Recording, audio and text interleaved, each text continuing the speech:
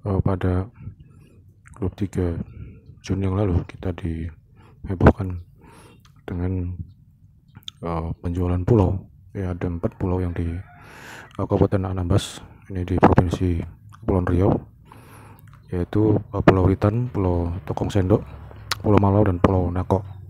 Ya, jadi keempat pulau ini muncul di situs jual beli pulau. Situsnya bernama privateislandonline.com, dan ternyata bukan hanya pulau-pulau tersebut ya. Nah, ada juga lahan di Sumba di Nusa Tenggara Timur juga ditawarkan ya di dalam situs ini. Nah, masing-masing itu ditujukan untuk keperluan properti dan juga selancar. Nah, yang terakhir ini ya di Pulau Sumba, nah ini berstatus off the market, atau dalam istilah mereka itu terjual atau tidak ditawarkan lagi ya.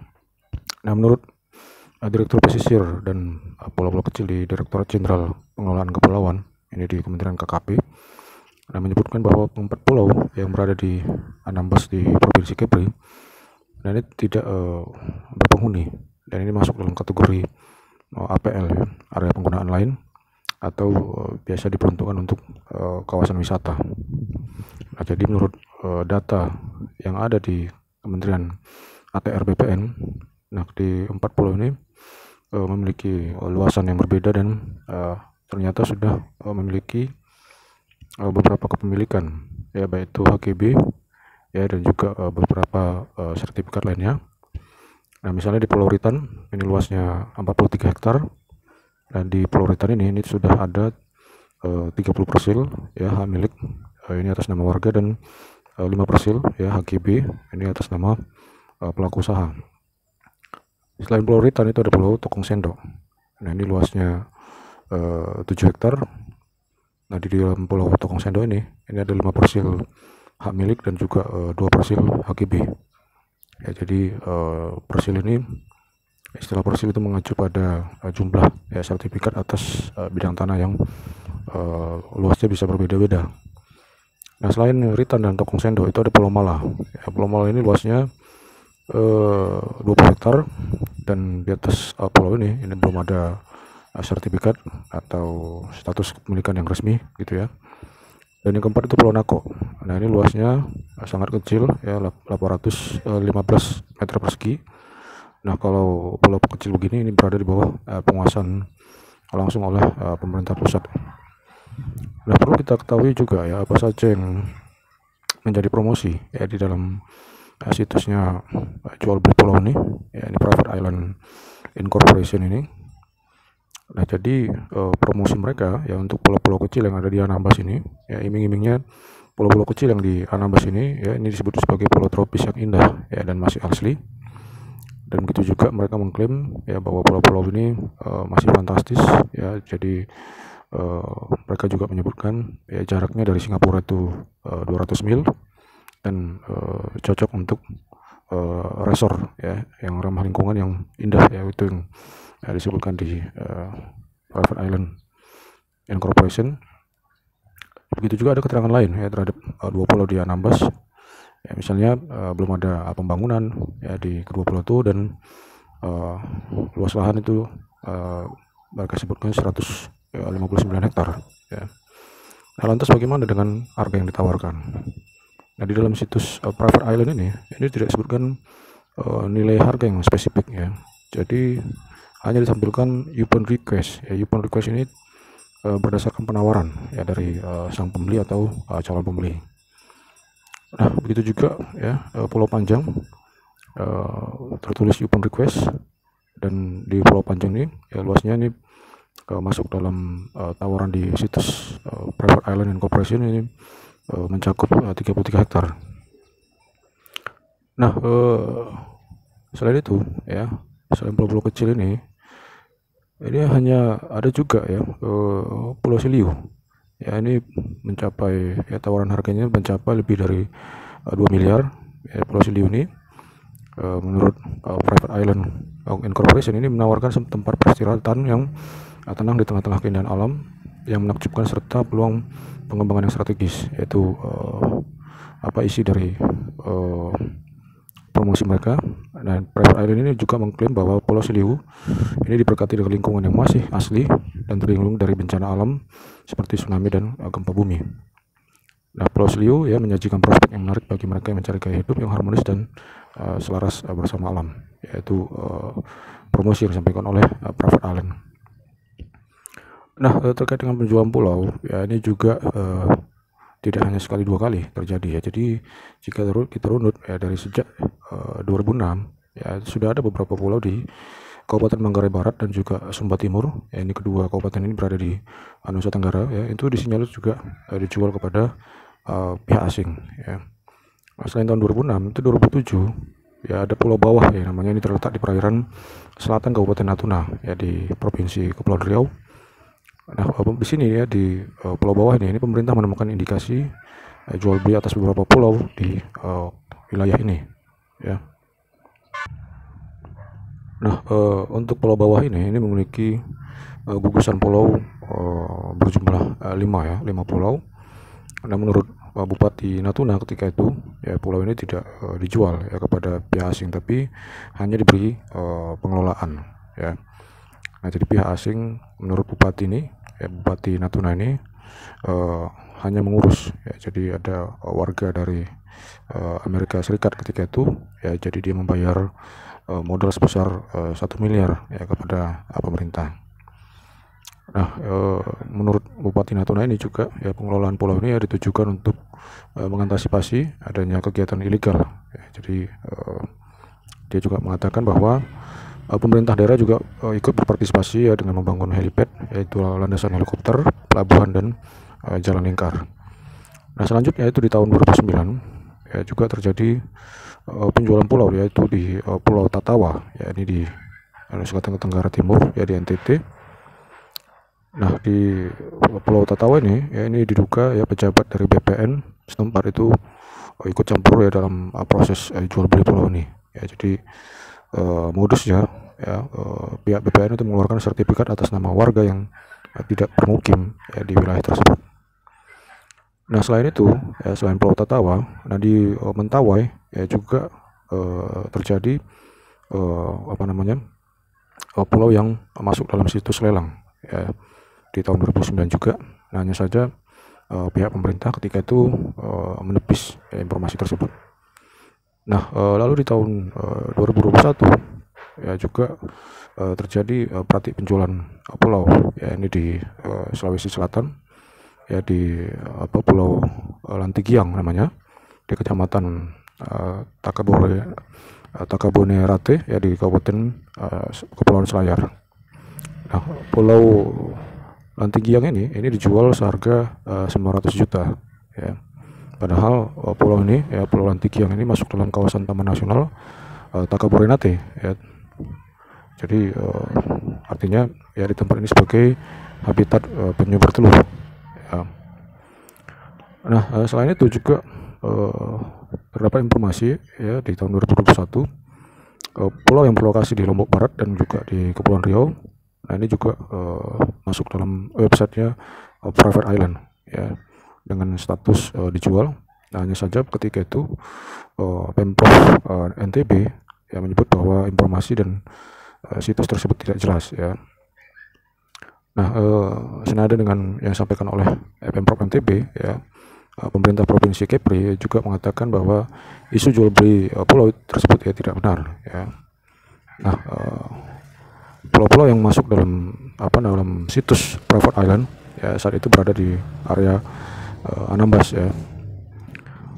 Nah, indikasi adanya praktik jual beli pulau ya di Kepri ini masih berlanjut ya dengan kasus Pulau Tambelan ya di kepulauan di Kabupaten Bintan. Nah, ini ditawarkan melalui media sosial Instagram ini seharga 1,4 triliun ya. Namun pada saat itu Gubernur Kepri ya Ansar Ahmad itu meminta aparat penegak hukum untuk menelusuri informasi tersebut ya adanya penjualan pulau tersebut, dan ia juga mengatakan bahwa pulau ya yang ada di wilayah Kepulauan Riau itu tidak akan bisa dilelang oleh siapapun. Nah, di tahun 2021 ya pada situs Private Island ini terdapat sejumlah pulau ya yang dijual atau disewakan, yaitu ada di Sulawesi Tengah itu Pulau Tojo Una, ya. Lalu di Lombok Barat itu ada Pulau Gili Tangkong, ya. Lalu di Kepri itu ada Pulau Ayam, ya, Pulau Panjang. Begitu juga di Pulau Kembung dan Pulau Yudan. Lalu di NTT itu ada properti di Pulau Sumba dan juga properti pantai untuk selancar di Pulau Sumba, dan di Sumatera Barat, ya, di Kepulauan Mentawai itu ada Pulau Avrames.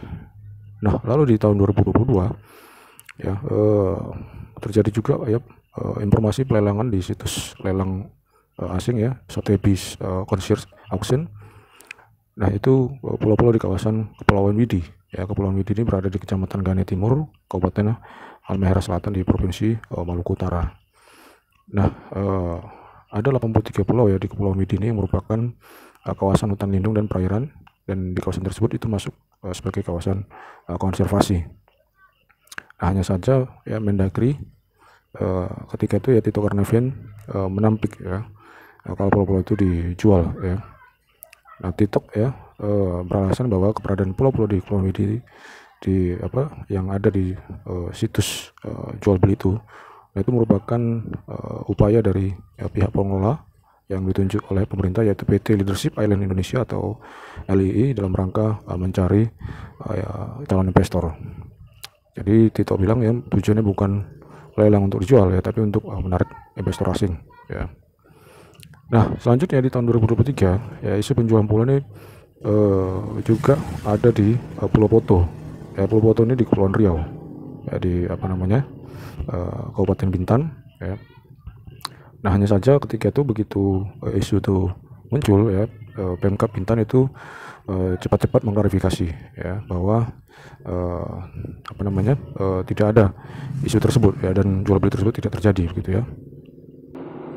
Perlu kita ketahui bahwa terdapat, ya, beberapa ketentuan yuridis, ya, terkait dengan perlindungan terhadap pulau-pulau kecil dan juga wilayah pesisir di Indonesia, ya. Namun secara konstitusional, ya, perlindungan terhadap kedaulatan seluruh wilayah di Indonesia ini, nah, ini kan sudah jelas, ya, tertuang di dalam pasal 33 ayat 3 Undang-Undang Dasar 1945, ya, bahwa disebutkan bumi, air, dan kekayaan alam yang terkandung di dalamnya dikuasai oleh negara dan dipergunakan untuk sebesar-besar kemakmuran rakyat. Nah, jadi tujuan dari pasal ini adalah untuk mencapai keadilan sosial bagi seluruh rakyat Indonesia, yang dalam kaitannya juga dengan pemanfaatan sumber daya alam, ya, penguasaan tanah, dan juga termasuk di dalamnya adalah pulau-pulau kecil, ya. Nah, maraknya kasus kepemilikan dan juga pengelolaan pulau-pulau kecil di Indonesia, ya, oleh pihak asing. Nah, ini harusnya menjadi perhatian yang serius, ya, dari pihak pemerintah. Nah, ini tidak hanya berkaitan dengan ancaman kedaulatan negara, tapi juga kedaulatan sektor maritim, ya, di Indonesia. Nah, jika pulau-pulau kecil yang ada di perairan terluar ini dimiliki ataupun dikelola oleh pihak asing, maka pemanfaatan terhadap kekayaan bahari, ya, tidak bisa terkontrol dengan alasan adanya kepemilikan pulau yang sudah dimiliki secara privat, ya, oleh pihak asing. Nah, Indonesia ini memiliki 111 pulau-pulau kecil terluar yang telah ditetapkan dalam keputusan Presiden nomor 6 tahun 2017, ya, tentang penetapan pulau-pulau kecil terluar. Nah, perlindungan, ya, terhadap pulau-pulau kecil ini, ya, beserta juga kawasan pesisir ini dimuat dalam Undang-Undang nomor 27 tahun 2007, ya, dan sekarang sudah diperbarui. Yang terakhir itu adalah Undang-Undang nomor 1 tahun 2014, ya. Nah, di mana di dalam undang-undang tersebut, ya, disebutkan bahwa pulau-pulau kecil dan pesisir itu ditempatkan sebagai pilar penyangga dan penjaga ekosistem, ya. Nah, pulau kecil, ya, dalam definisinya di pasal 1 angka 3 di Undang-Undang nomor 27 tahun 2007, ya, disebutkan bahwa pulau kecil sebagai pulau dengan luas lebih kecil atau sama dengan 2000 km persegi beserta kesatuan ekosistemnya. Jadi tidak hanya wilayah daratan, tapi juga ekosistem yang ada di dalam pulau tersebut. Nah, jadi segala kegiatan yang dilakukan di pulau-pulau kecil, ya, pertama dan yang paling utama itu difungsikan untuk konservasi, ya. Nah, pengelolaan kawasan konservasi ini juga harus mendapat izin pemanfaatan pulau, ya. Ini ditegaskan di dalam Undang-Undang nomor 1 tahun 2014, ini sebagai perubahan dari Undang-Undang nomor 27 tahun 2007, ya, tentang pengelolaan wilayah pesisir dan pulau-pulau kecil. Nah, di mana dalam pemanfaatan pulau oleh individu ya tidak bisa langsung diberikan hak milik ya, hak guna bangunan dan juga hak guna usaha ya, sehingga harus ada permohonan ya izin pemanfaatan pulau kecil dan perairan ya. Karena apa? Karena secara substansi pulau kecil itu sebenarnya dikuasai oleh negara ya. Nah, kemudian negara mengatur penguasaannya dalam bentuk perizinan ya kepada pihak lain, apakah itu perseorangan maupun badan hukum swasta. Nah, meskipun demikian ya, pengelolaan pulau-pulau kecil juga tetap diberikan ya kepada pihak lain, meskipun sangat dibatasi ya. Nah, terdapat ketentuan yang pernah dikeluarkan oleh Menteri ATR BPN ya pada tahun 2016, yaitu Peraturan Menteri ATR BPN nomor 17 tahun 2016 tentang penataan pertanahan ya di wilayah pesisir dan pulau-pulau kecil.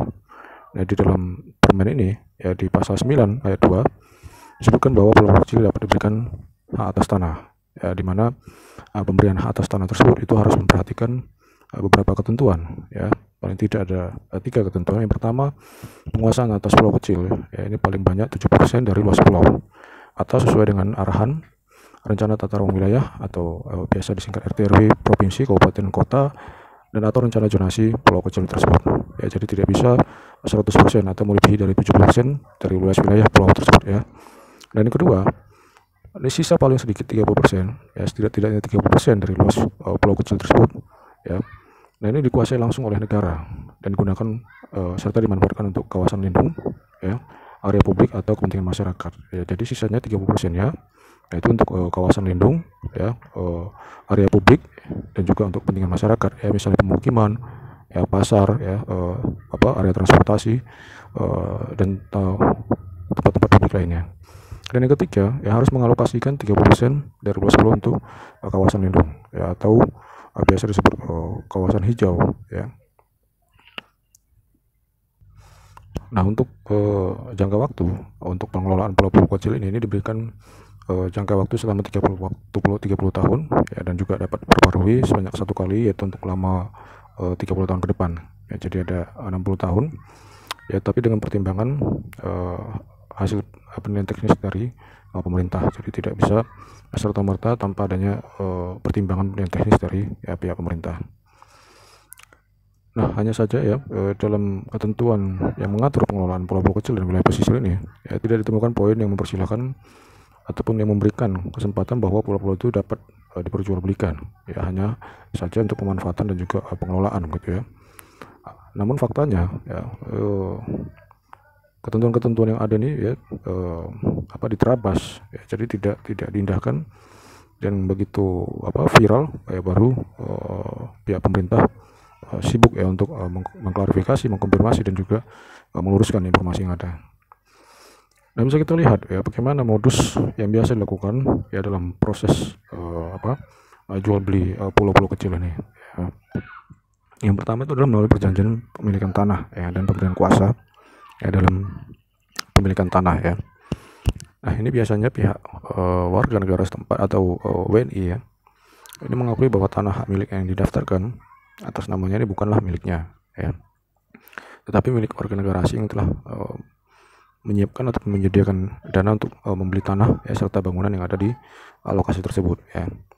Nah, selanjutnya ya pihak WNI ya, warga negara Indonesia, itu memberikan kuasa yang tidak dapat ditarik kembali kepada warga negara asing ya, untuk melakukan segala tindakan hukum ya terhadap tanah maupun bangunan tersebut. Nah, lalu yang kedua itu melalui perjanjian opsional ya. Jadi pihak WNI ini memberikan pilihan ya untuk membeli tanah hak milik dan bangunan kepada warga asing, karena dana untuk pembelian tanah hak milik tersebut dan juga bangunan yang ini disediakan oleh orang asing tersebut. Nah, yang ketiga ini melalui perjanjian sewa menyewa ya. Yang keempat itu melalui kuasa khusus untuk menjual ya, ini berisi pemberian kuasa dengan hak substitusi ya dari pihak WNI sebagai pemberi kuasa kepada pihak orang asing ya sebagai penerima kuasa. Nah, tujuannya untuk melakukan perbuatan hukum ya, baik itu menjual atau memindahkan kepemilikan tanah hak milik dan bangunan tersebut ya. Yang kelima itu melalui hibah wasiat. Nah, di sini yaitu pihak WNI itu menghibahkan tanah hak miliknya dan juga bangunan atas namanya kepada orang asing.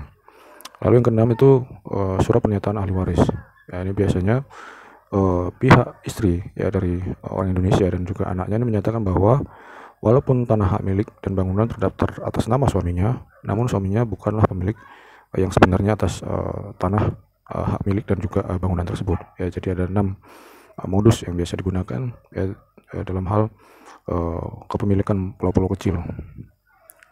Nah, pemanfaatan pulau-pulau kecil dan juga perairan sekitar ini dapat diberikan kepada orang asing ya atas persetujuan ya menteri. Ini sesuai dengan ketentuan peraturan Menteri Kelautan dan Perikanan nomor per titik 20 garing 2008 tentang pemanfaatan pulau-pulau kecil dan perairan di sekitarnya. Nah, jadi di dalam permen ini ya orang asing diizinkan untuk memanfaatkan pulau-pulau kecil dan perairan di sekitarnya. Nah, ini sesuai dengan pasal 19 ayat 1 Undang-Undang Nomor 6 tahun 2023. Ini merupakan pengganti dari Undang-Undang Nomor 11 tahun 2020 yaitu Undang-Undang Cipta Kerja Jilid kedua. Nah, di pasal 19 ayat 1 ini ya disebutkan bahwa pemanfaatan yang dapat diberikan kepada orang asing ya atas pulau-pulau kecil dan perairan di sekitarnya. Nah, ini dalam bentuk kegiatan produksi garam, ya biofarmakologi laut, bioteknologi laut, pemanfaatan air laut, selain energi, ya wisata bahari, pemasangan pipa dan kabel bawah laut, pengangkatan benda muatan kapal yang tenggelam. Jadi beberapa kegiatan tersebut yang hanya bisa diberikan untuk pemanfaatan pulau-pulau kecil dan perairan di sekitarnya. Nah, hanya saja ya tidak terdapat penjelasan yang lebih lanjut ya lebih jelas ya mengenai jangka waktu untuk dapat dilakukan pemanfaatan terhadap pulau-pulau kecil dan juga perairan di sekitarnya ini. Ya, jadi ini tidak ada kepastian hukum ya berapa lama ya dalam hal pemanfaatan atau pengelolaan pulau-pulau kecil tersebut. Nah, jadi bagi orang asing yang akan memanfaatkan pulau-pulau kecil dan perairan di sekitarnya ini dapat mengajukan ya permohonan kepada Menteri KKP dalam hal ini ya dengan melampirkan beberapa ketentuan yang harus dipenuhi, yaitu pertama adalah pernyataan kesanggupan menggunakan fasilitas penanaman modal asing sekurang-kurangnya 20% modalnya berasal dari dalam negeri terhitung mulai sejak tahun pertama perusahaan tersebut didirikan. Yang kedua, harus ada rencana jenis usaha. Ketiga, ya luasan penggunaan lahannya harus jelas ya. Yang keempat itu luasan perairan yang akan dimanfaatkan. Kelima itu rekomendasi dari pihak kepala daerah baik itu gubernur atau bupati wali kota ya sesuai dengan kewenangannya. Dan lalu yang selanjutnya adalah persetujuan dari instansi terkait dengan bidang usaha yang akan dilakukan ya, jadi apakah itu bidang pariwisata, bidang biofarmakologi laut atau bioteknologi laut atau misalnya pemasangan pipa bawah laut gitu ya. Nah, dengan demikian ya kita bisa melihat ya bagaimana perkembangan ya dari praktik ya jual beli pulau yang ada di Indonesia. Nah, ini yang akan butuh ketegasan ya dari pihak stakeholder ya khususnya pemerintah daerah ya, karena yang bersinggungan dengan wilayah-wilayah yang ada di daerah ya yang mungkin sulit terjangkau atau memang belum ada pengelolaan yang lebih serius ya dari pihak pemerintah daerah. Nah, sesuai dengan ketentuan pasal 196 ya di Peraturan Menteri ATR ya nomor 18 tahun 2021 ya menyebutkan bahwa pulau kecil dengan luas di bawah 10.000 meter persegi atau yang termasuk gugusan pulau kecil terluar dan belum ada pihak yang masih hanya bisa dikelola oleh pemerintah pusat. Nah, jadi di Indonesia ya tidak dikenal hukum jual beli pulau ya. Jadi yang ada itu adalah pengelolaan tanah atau pemanfaatan tanah ya, ini bisa melalui sewa menyewa ya atau jual beli ya, tapi tidak untuk orang asing. Nah, jadi Indonesia ini tidak mengenal sistem kepemilikan pulau secara privat ya. Nah, hanya saja yang diatur itu adalah status atas tanah ya, bukan pulaunya secara keseluruhan. Nah, karena Indonesia ini adalah negara kepulauan atau archipelagic state yang terbesar di dunia ya, atau biasa disebut negara archipelago. Nah, sehingga ada 2/3 ya wilayah Indonesia ini berupa lautan. Nah, di tahun 2023 ya dari data Badan Informasi Geospasial atau BIG ini menyebutkan bahwa Indonesia itu memiliki 17.374 pulau ya. Jadi angka ini ya bertambah 63 pulau baru ya. Nah, sehingga di tahun 2024 itu berjumlah 17.380 pulau. Nah, 63 pulau baru ini tersebar di kepulauan Bangka Belitung, ya, Sulawesi Tenggara, Maluku Utara, dan Kalimantan Barat. Nah, jumlah ini juga ya terus bertambah dari tahun ke tahun, ya.